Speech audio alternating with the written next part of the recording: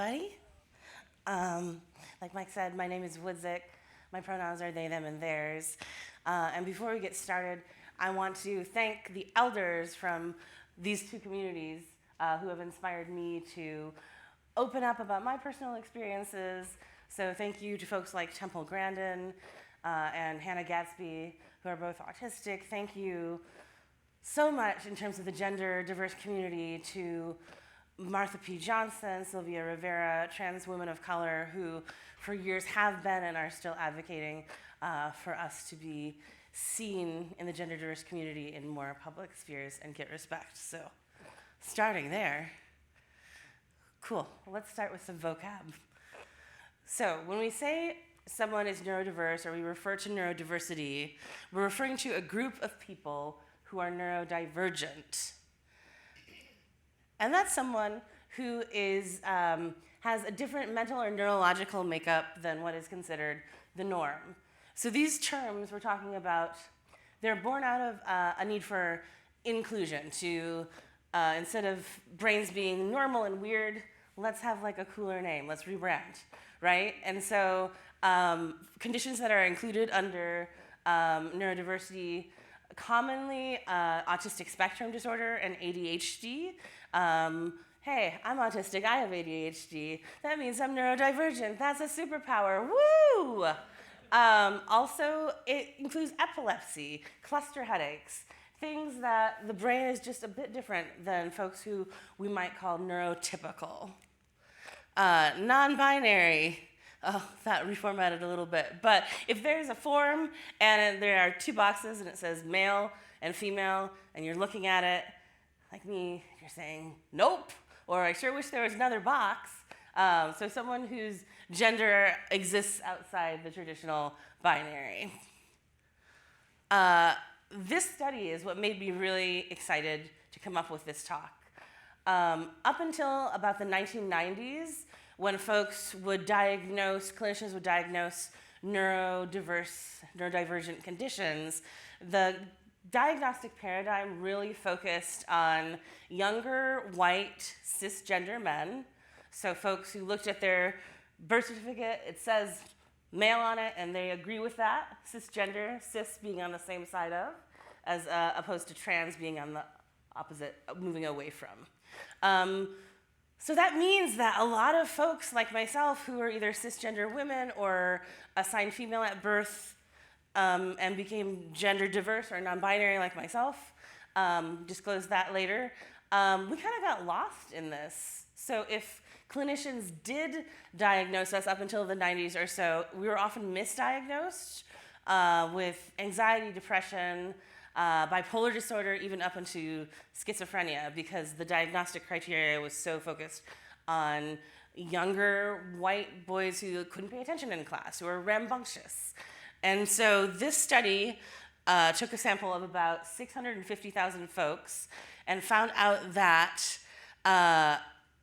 gender diverse folks are almost 5 times more likely to be neurodivergent than their cisgender peers. So that's an exciting intersection for me. Because what does that mean? What questions can we ask? What can we learn from this? One of the things we can learn is it indicates a need for clinicians and educators to talk with autistic people about gender identity and be aware of potential mental health impacts that can result from minority stress or the difficulties associated with being part of a marginalized group. Being both autistic and gender diverse can intensify such stress. I think it's also interesting to note that both of these identifiers, can be considered invisible, right? You may not know that someone is neurodiverse or non-binary unless they disclose that to you. It's not necessarily something that you can tell just by looking at someone. And when we talk about minority stress, another term I want to bring to the forefront is, and it is just out of the brain for 1 second, but it's going to come right back, ambassador fatigue. So if you're someone like me who is actively choosing to share about my personal experiences, this is awesome, right? I gave consent. I am sharing this. I'm sharing this with you in the room right now. It's going to go out onto the internet in a few months. I feel really good I have entered into this with consent. But a good thing to keep in mind is not all marginalized people really want to share as much as activists like myself, so just something to keep in mind with the marginalized folks in your life.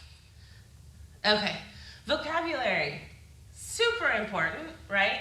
When I entered school, we were talking about kindergarten earlier, I was 7 years old. I never got to go to kindergarten. They put me in first grade, decided my reading comprehension was so high, they immediately skipped me to second grade.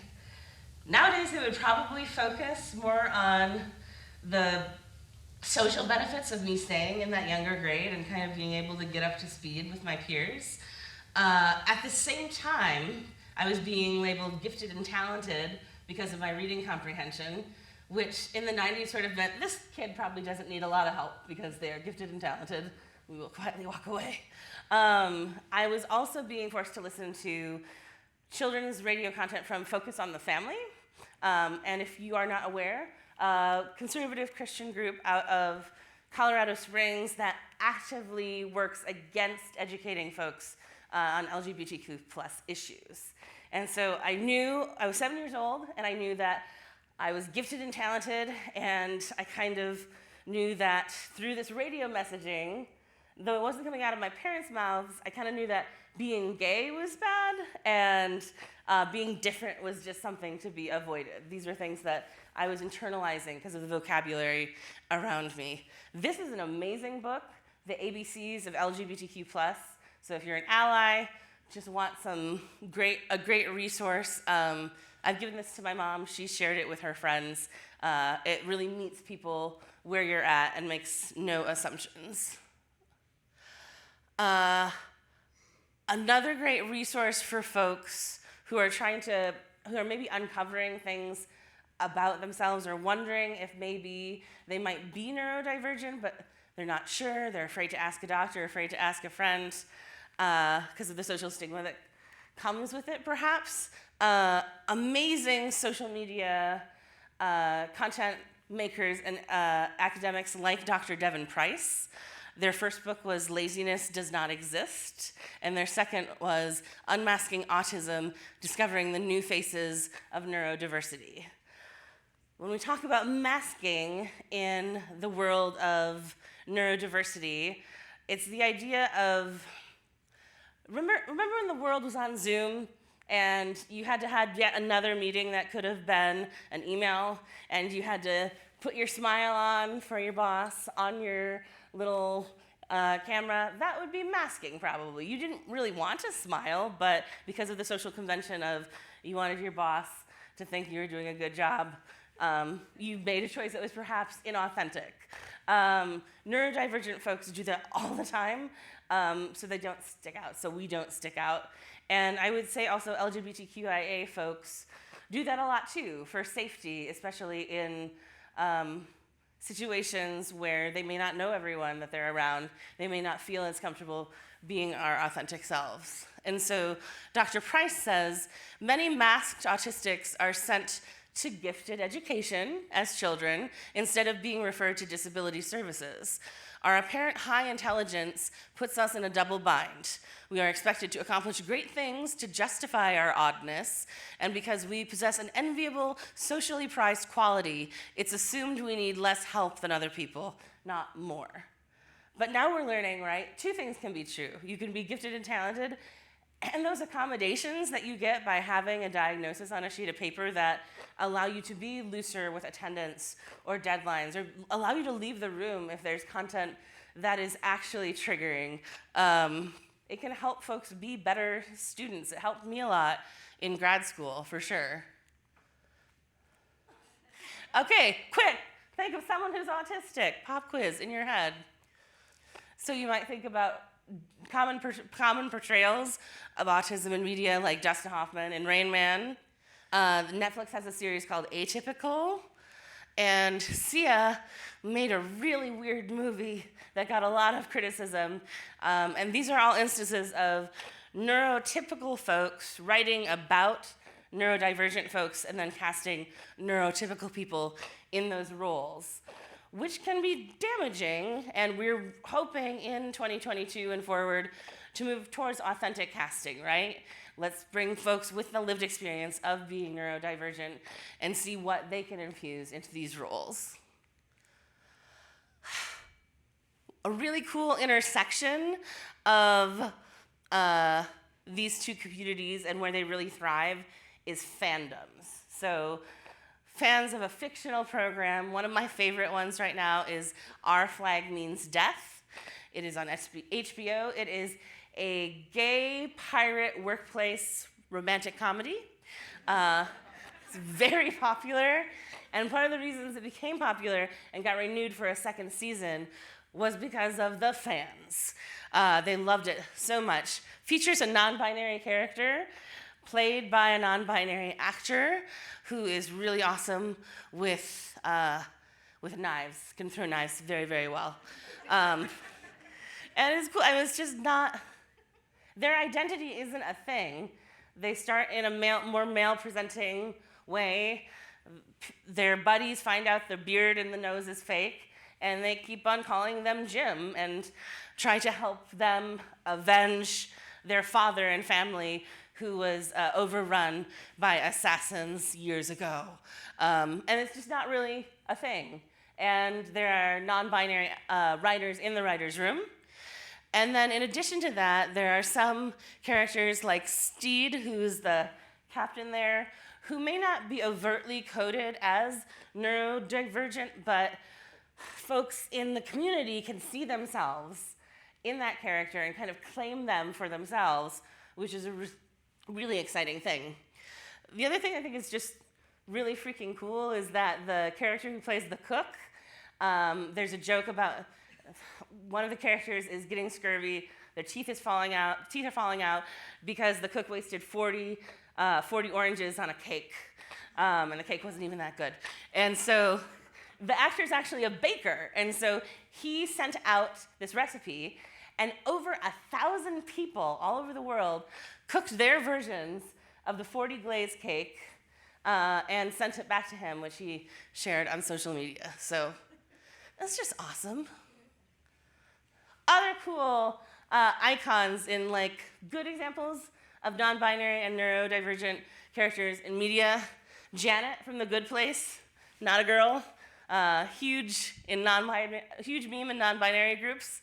Also, you could make the argument that Chidi in The Good Place is an example of someone who is beautifully neurodivergent. Sandman adaptation on Netflix. Mason Alexander Park, an amazing non-binary actor, plays Desire. They also play Ian in the reboot of Quantum Leap that was first released last week.